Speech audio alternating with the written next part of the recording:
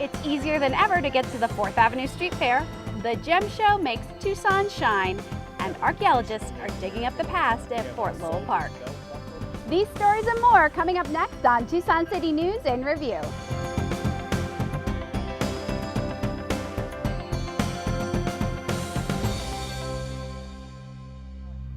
Hi, I'm Lane Mandel. Welcome to Tucson City News in Review. We're on 4th Avenue near downtown, where twice a year the street fills with people. We'll tell you why in a moment, but first, you've heard about smartphones, but have you heard about smart meters?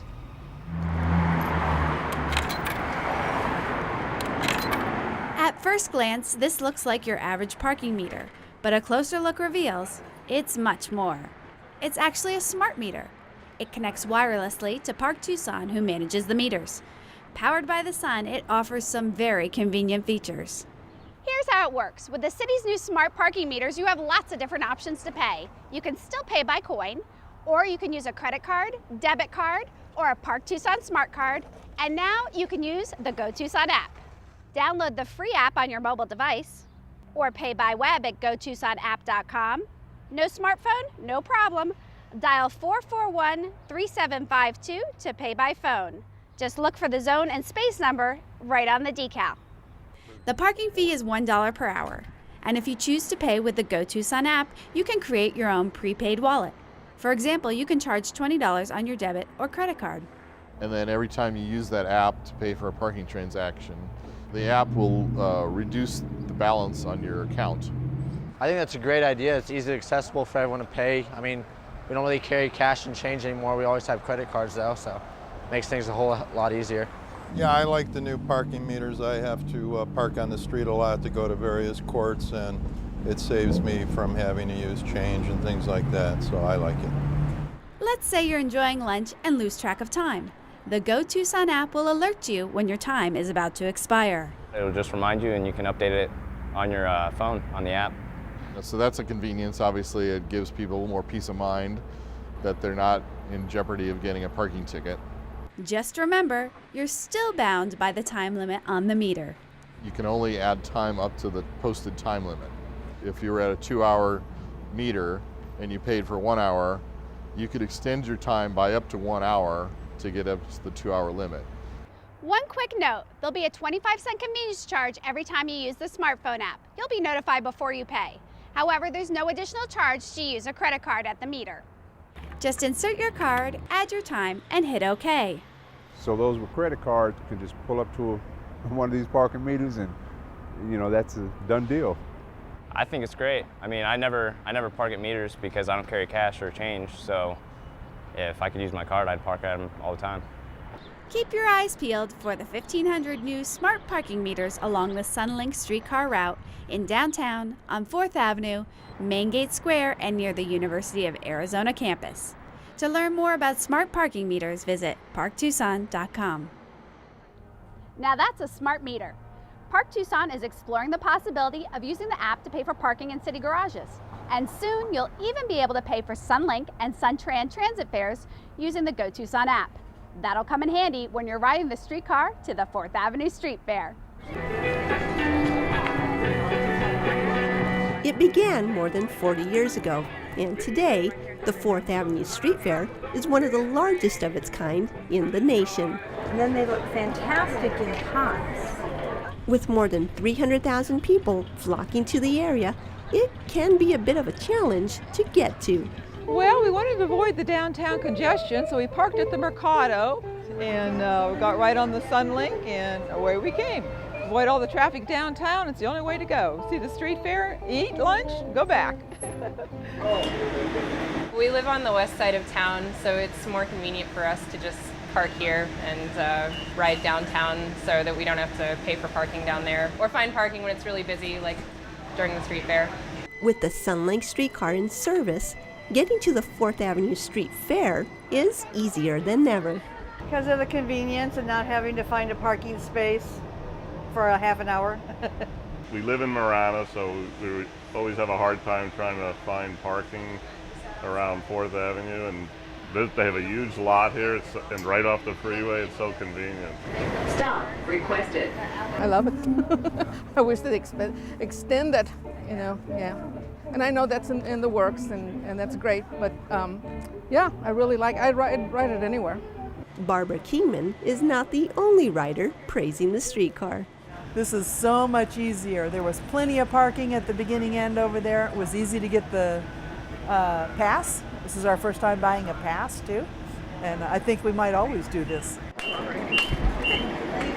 This is our first time. First time, and it pulled off like a breeze. The next time you're headed to the 4th Avenue Street Fair, you might consider hopping on board. That is so convenient. Another event attracting thousands to Tucson is the annual Gem, Mineral, and Fossil Showcase. A recent survey measured the economic impact of that event. Here are the results. The economic impact study reflects a $120 million direct spending for the 2014 Gem, Mineral, and Fossil Showcase. This is a 20% increase over the study that was done in 2007. It's been done every 7 years historically, and it's an expensive undertaking, and our contract with the City of Tucson required us to do it in 2014.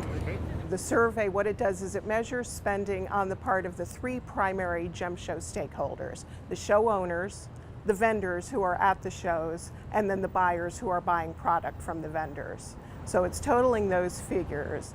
It certainly is the event, the signature event with the highest economic impact. It's also known as the largest event of its kind in the world, with 40+ shows throughout the metro area, bringing tens of thousands of people together to visit these shows. We are looked upon really as a model. In the past few years, one of the things that's really propped up this event is the outpouring of support from the City of Tucson in the way of enhanced public safety, very robust logistics as far as the oversight at Tucson Convention Center, the dramatic change in parking availability. Of course, the streetcar, there's no more construction.